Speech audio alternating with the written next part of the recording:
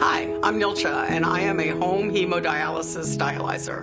In 1997, I was taking an antibiotic, and a subsequent normal blood test came back with indications for CKD. And so my GP and I, we basically just monitor it for the next almost 20 years till 2014, but nothing was ever really conclusive. So I suspect now that it was probably an AKI, which is an acute kidney injury that originated from taking antibiotics and a lot of medications in the 90s.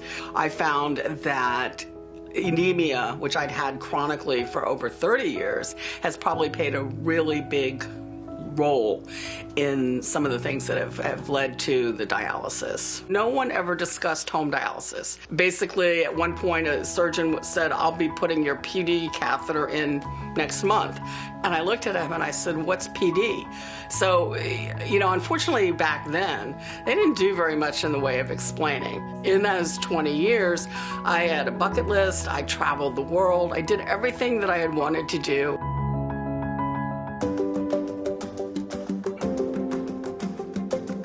So there's two kinds of dialysis. One is done through the abdomen with a catheter that is implanted, and use your peritoneum to actually remove the toxins that accumulate in your body. So your body is actually doing all the work. The problem with PD is it's not a lifelong solution. It cannot last forever. Your peritoneum is very delicate.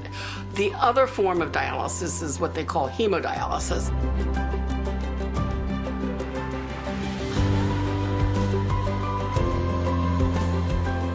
They have to put in some kind of an access. Sometimes it's a CVC, which goes here, and that actually connects almost directly to your heart. So it's not necessarily the preferred method of treatment or access, but it is probably the most common, especially in crashing into dialysis.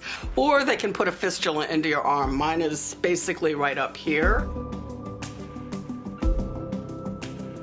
That involves blood leaving your body, getting cleaned by a machine, and then going back into your body over a specified period of time. Home dialysis is not in-center dialysis moved home.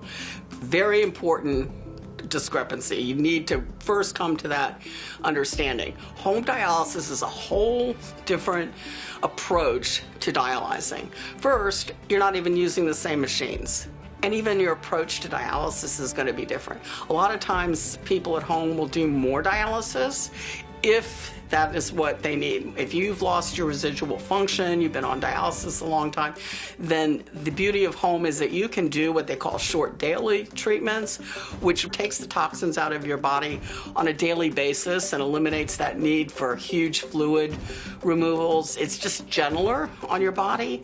And so people at home tend to have less hospitalizations, less medications, less diet, and fluid restrictions.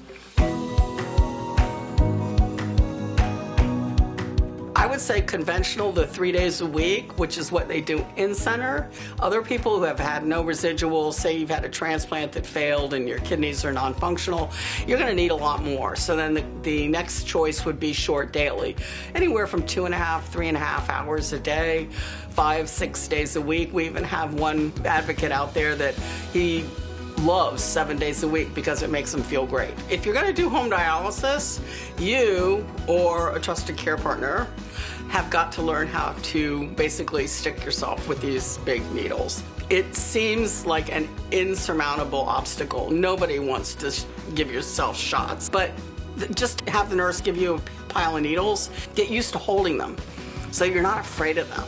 And, don't hold them by the wings, to guide them in by the tubing. Stick an orange, stick an apple, whatever. But just keep getting that feeling. And then when you're ready, you go to the clinic. Usually they have a nurse who's we call them needle nurses, and they'll help you with guiding the needle into your fistula.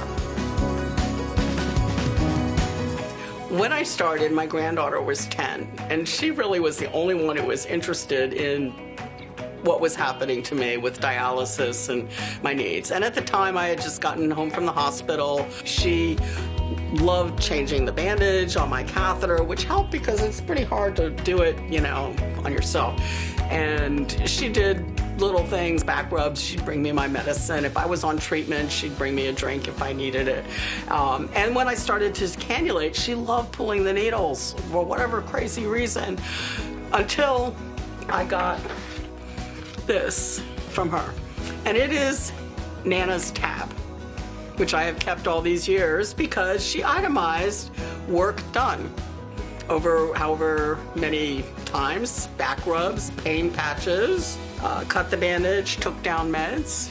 And I haven't added the bill up recently, but I have paid it tenfold over the last few years. Every time she reminds me, Nana, you never paid me. And so, you know, at 10, she was quite a lucrative young entrepreneur. Hi, I'm Chloe Waldeck, and I am Nelcha's granddaughter. Well, she's had kidney disease since I was really young. We had thought, you know, she was kind of terminal at one point, so she had kind of went off and traveled. We didn't really expect her to come back. So I guess that was kind of a shock, is like how helpful dialysis actually has been, because she was very against it in the beginning. So kind of seeing her claim her life again back home has been interesting. I would like my Nana to know that I really enjoy our time together, and I'm very happy to have her in my life today.